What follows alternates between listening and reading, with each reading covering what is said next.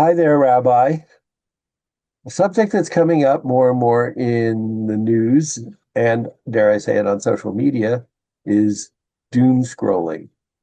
People today have, for going on social media, such as, I won't name any names, but to and just sit there and click away and swipe from one thing to the next, following all sorts of trails.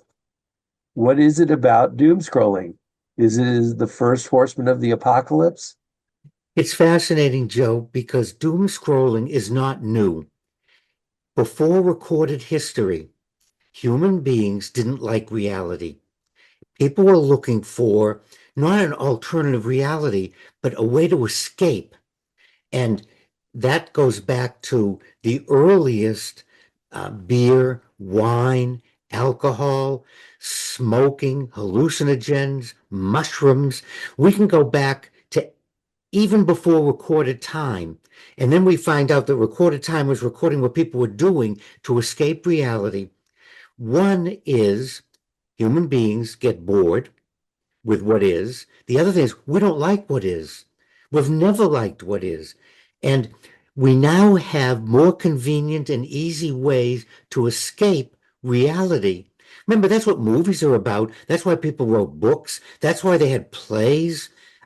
If you look, entertainment, everything we talk about was a diversion to get us away from the drudgery of farming, of hunting, of relationships, of whatever you may say.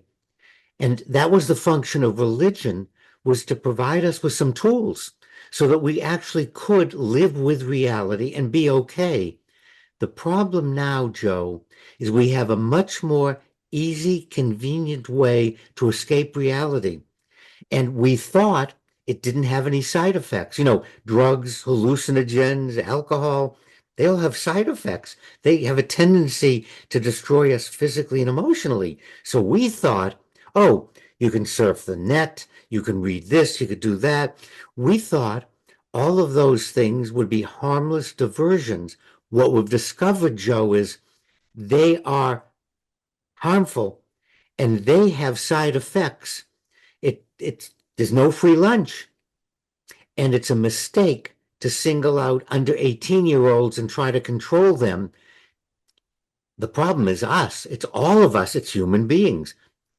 Kids are not allowed to smoke or drink. Dad is sitting on the couch smoking and drinking. Social media is everywhere and everybody's under an influence of it. But is it bad in and of itself? Is there a moderation level that we can achieve? Judaism teaches that it's moderation. There are some things that you can't do in moderation: cocaine, heroin. There are certain drugs. Alcohol's permitted. So don't get drunk.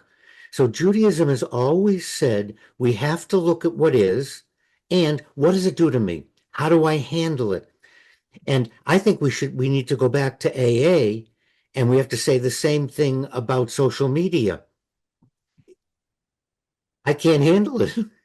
It's controlling me. I need something outside myself because it's destroying my life.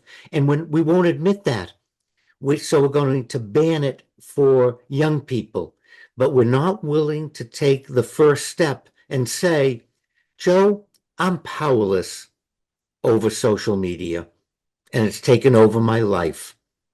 I need a higher power. I need something outside myself before it becomes too destructive. Look, kids are committing suicide, but we're not looking at the fact that adults are doing murder suicides, killing their family. And they're getting that from the same place, from the social media, from telling us, well, you're not happy because this person's toxic. Get rid of the toxic person in your life. We have to stop thinking it's a youth problem and admit, Joe, we are powerless over social media.